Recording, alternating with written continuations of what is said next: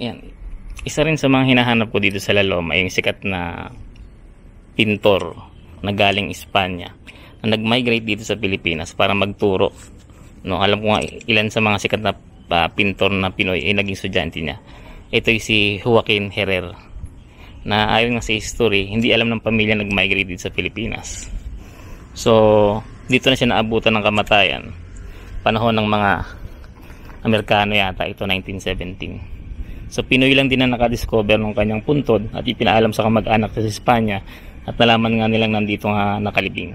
So, ito siya. Ayan. Ayan yung estatwa niya. Kaya yung puntod. Joaquin Herrera.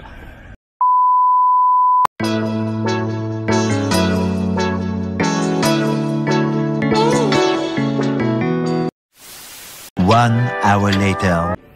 So matapos tayo dun pumunta sa La Loma Cemetery, tumalon naman ako dito sa, tumalon talaga.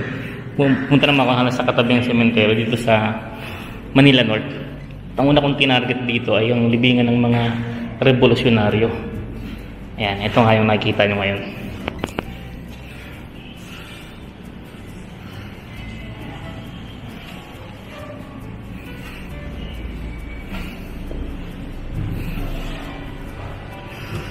Mamaya pakita ko sa inyo yung labas.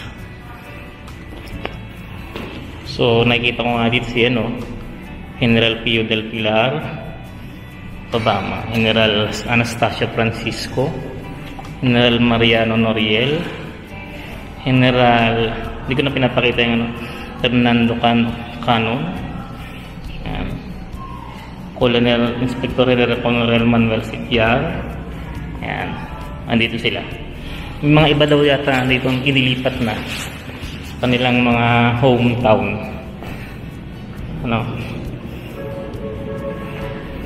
Sana maalagaan.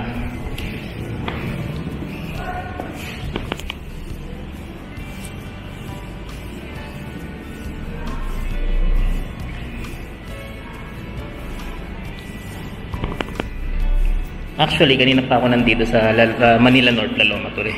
Karatapos ko sa La Loma. At marami na ako nadaan ng mga makasaysayang tao na nakalibing dito. Nasa kaysaysayan nada. Yung mga presidente ng Pilipinas. Yung ibang pinicturan ko na. Meron pa ako nadaanan dito isang general ng revolusyon din na advisor ni Bonifacio nung naghimagsikan. Andun yung mga kamag-anak kaya nahiya akong pumunta. Siguro babalikan ko na lang mamaya. May mga dumadalaw kasi. So, ito yung paligid ng libingan ng mga revolusyonaryo. So, ito yung mamaya pakita ko sa inyo harapan.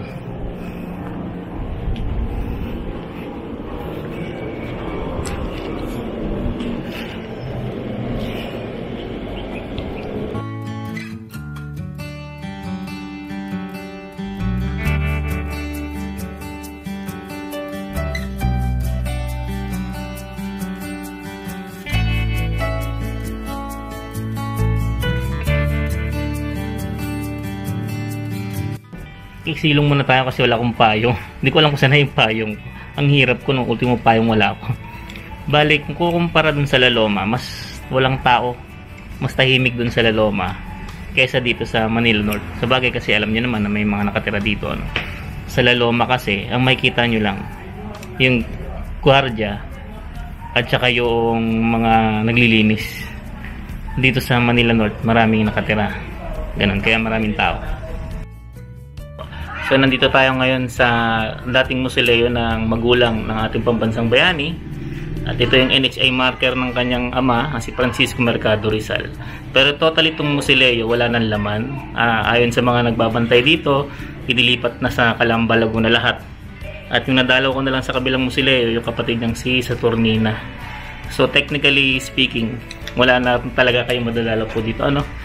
At inilipat na lahat. Pero itong musileo nakatayo pa, pero wala na po itong laman. Ayan.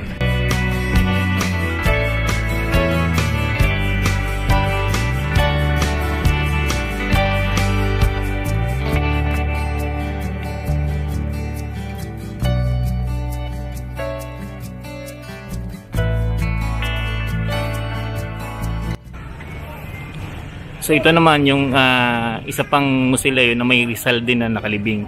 Bali ang nakalibing dito, isa sa mga nakalibing dito ay kapatid ni Rizal na si Saturnina. Ayan. Nakalak po ata. Ay, ganun po ba? Kahit wag na po, okay lang po. Kahit wag na po. Ayan, may nagtuturo sa atin dito. Ayun, nasa dulo po. Nakita ko nga sana. Nasa dulo siya banda. So, isa siya sa mga kapatid ni Rizal. Opo.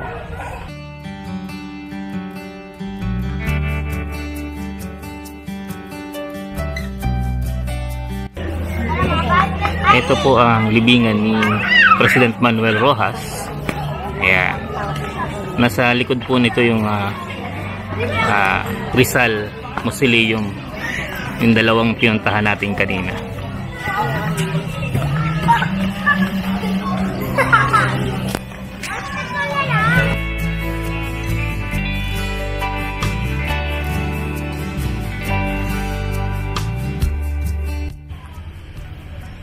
So nandito naman tayo sa plot ng mga Thomasites. Ang mga Thomasites ay mga American teacher na pumunta dito sa Pilipinas para mag-ambag sa ating edukasyon, na improve yung education system ng ating bansa. So dito yung plot na inassign sa kanila sa loob ng Manila North Cemetery. Ayan. Ayan. So binibigyan sila ng commemoration ng Government of Manila kapag sumasapit yung anniversary ng kung pagdating nila yan dito. Ayan.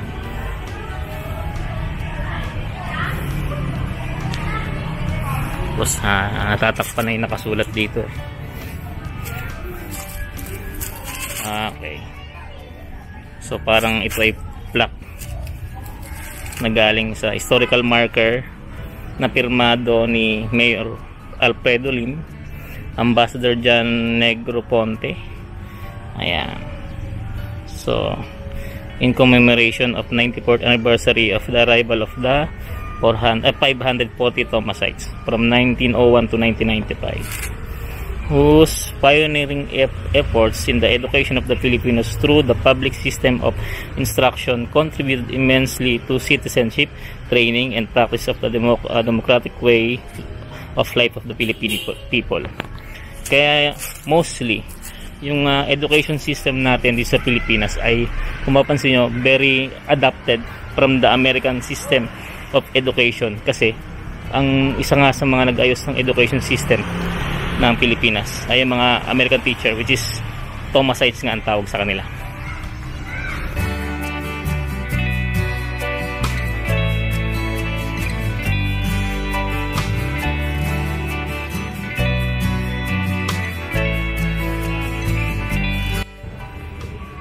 So nadaanan ko rin yung puntod ni Pancho Villa, ang unang Pilipinong kampiyon sa division ng flyweight sa boxing.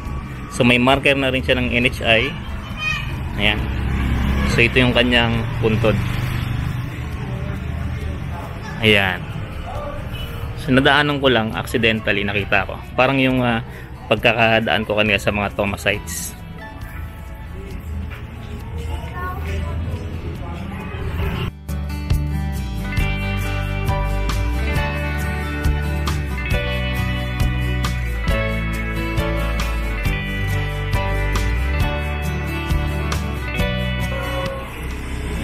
So nadaanan ko rin tong Armed Forces of the Philippines plot. Ayan, dito sa Manila North. At kung titingnan nyo yung loob, ayan, libingan ng mga sundalo. Ayan. So may libingan naman ng sundalo doon sa Taguig din. Ito yung libingan ng mga bayani. So ito yata yung unang-unang pinaglibingan ng mga sundalo bago doon. Hindi ko pa nabasa sa history. So may nadaanan ho akong libingan ng mga foreigner dito sa Manila North. At meron pa akong dadaanan din mamaya. Yung kanilang mga puntod ay may simbolo ng ganito. Ayan. Sa kapila. So tinignan ko sa internet. Ito pala yung simbolo ng Mason. So lumalabas yung karaniwan sa mga nakalibing dito ay mga membro ng Mason. Yan.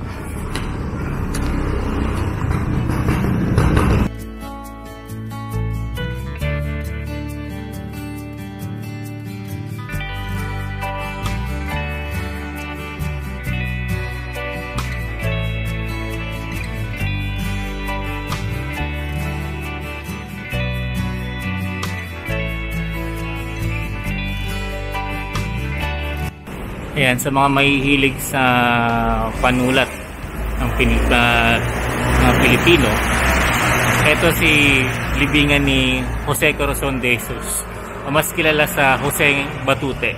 So siguro ilalagay na lang natin yung info dyan sa ating video, sa ating nakita. Ayun nga siya, yung libingan niya, may picture niya, at meron nga doon parang hindi lang kasi natin masumin, no? Yung kanyang parang mga sample na sinulat.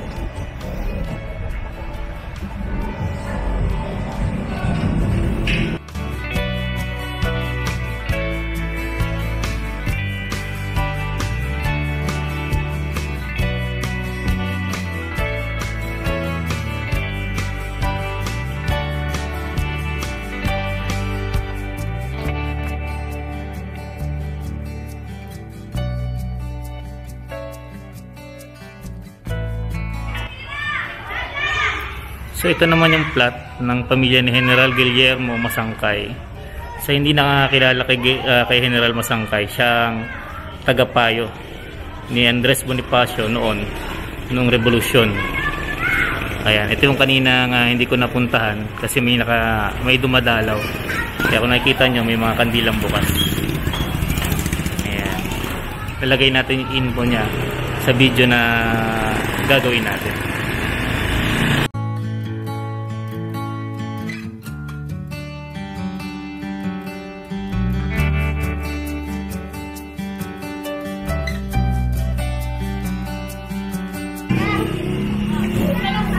So ito naman yung NHI marker or NHC. NHCP na yata ngayon ni Governor General Francis Burton Harrison, na naging Gobernador General ng Pilipinas nang sakop pa tayo ng Amerikano. Ito yung kanyang puntod. Ayan. So sino ba si Francis Burton Harrison? Siya lang naman ang nagsulong ng tinatawag na Pilipinisasyon, o yung tinatawag nating paglalagay ng mga Pilipino doon sa mahalagang posisyon sa gobyerno. Hello. Hello.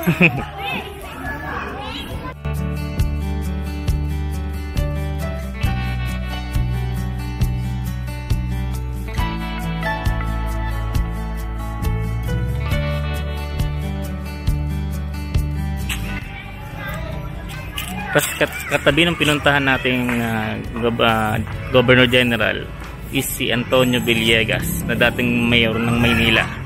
Ang tawag sa kanya, ama ng libre ng Pilipino. Ayan.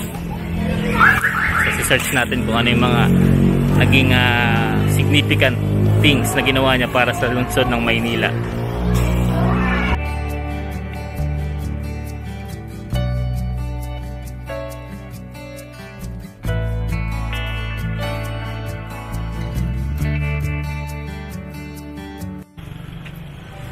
Isang ulit presidente ng Pilipinas na nakalibing dito sa Manila North ay si Ramon Magsaysay. Actually, kilala siya ng mga Pilipino dahil ang tawag sa kanya ay man of masses. Si Ramon Magsaysay, yung presidenteng namatay dahil sa plane crash, pero mahal na mahal siya ng mga tao kasi talagang nagda-dive siya doon sa mga masa. Nakita ko pa nga yung mga picture niya na kasama siyang kumakain ng mga may hirap nating mga kababayan. So mahal na mahal talaga siya ng mga Pilipino, no? Pero maaga rin siyang natapos sa pagka-presidente gawa nung aksidenteng nangyari. Ayan. Bali may nakalibing din sa likod ni Pangulong Magsaysay. Maaaring asawa niya ito kasi usually naman yung asawa ng Pangulong inililibing isinasama talaga kung saan sila nakalibing. Si Pangulong Quezon din, kasama niya rin ata ang kanyang asawa doon sa Quezon Circle. Pero nadaan ko kanina yung libingan ng kanyang anak, si Manuel Quezon Jr. Diyan dati yata ang nailibing doon, hindi ko alam, titignan ko sa history. Pero sabi ng mga nandoon, yung anak na nga lang nandoon, si Junior na lang, Manuel L. Quezon Jr. Sa tapat nito ay pupuntahan tayo mamaya isang significant na tao din sa Pilipinas.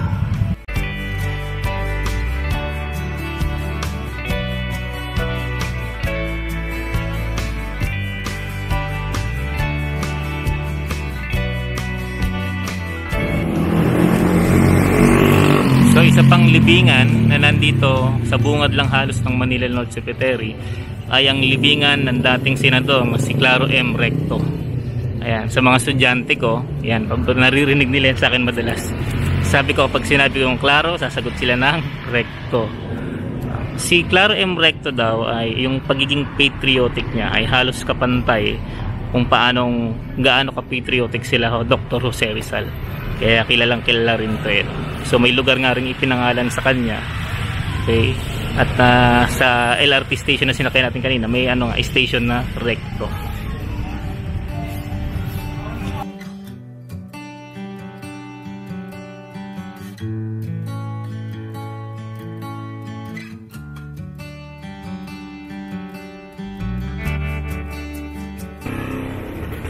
So isa ulit na significant na tao na nakalibing din sa Manila North Cemetery is si Juan Felipe Napkil. Siyang National Artist for Architecture. At dito siya nakalibing sa bungad lang din mismo. Kanina nadaanan natin yung puntod ni President Sergio Osmeña. Ang kaso, hindi ko ma-videohan at ma-picturean kasi yung nagbabantay at naglinis may kasamang aso at yung aso ay nangahabol. So hindi ko mapuntahan at ma-picturean. Siguro next time kapag may time ulit para bumalik.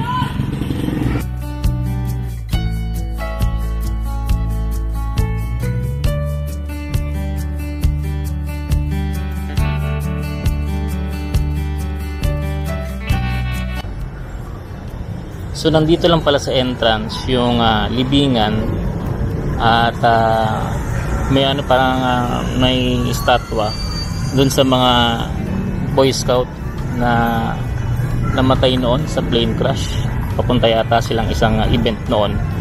So dito sa bungad lang ng Manila North Cemetery ng kanilang libingan, I think. Ayan. So kanina nakita natin yung libingan ng co-founder at unang president ata ng Boy Scout of the Philippines. Ngayon naman nakita naman natin yung libingan ng mga Boy Scout na namatay doon sa plane crash na nangyari dati. So, ito yung mga mga Boy Scout ata na sa kanila pinangalan yung ilang mga kalsada sa Quezon City. Nababasa ko nga dito yung Tuwason, Scout Tuwason, ano pa ba yung mga ibang pangalan? Ayun. Okay? So, ayun.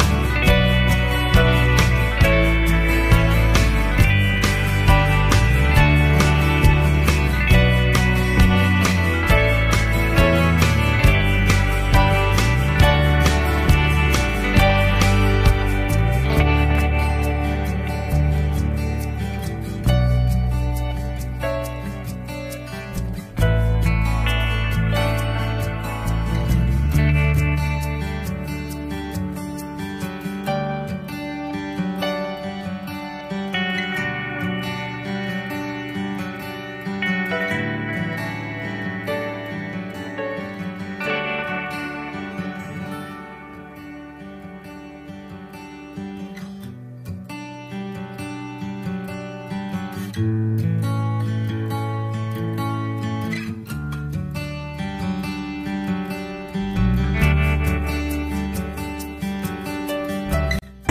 tapos na tayong dumalaw sa La Loma at Manila North Cemetery. At siguro tapusin ko na yung aking video. At hindi na natin puntahan pa yung isang target natin. At hahabulin ko yung alas 5 biyahe ng PNR. Yan, malapit dito ang stasyon sa Blumentritt eh. So salamat. At you know the drill. Like our videos and share at subscribe sa mga hindi pa nakapag-share and mga hindi pa nakasubscribe. Vedens signing off.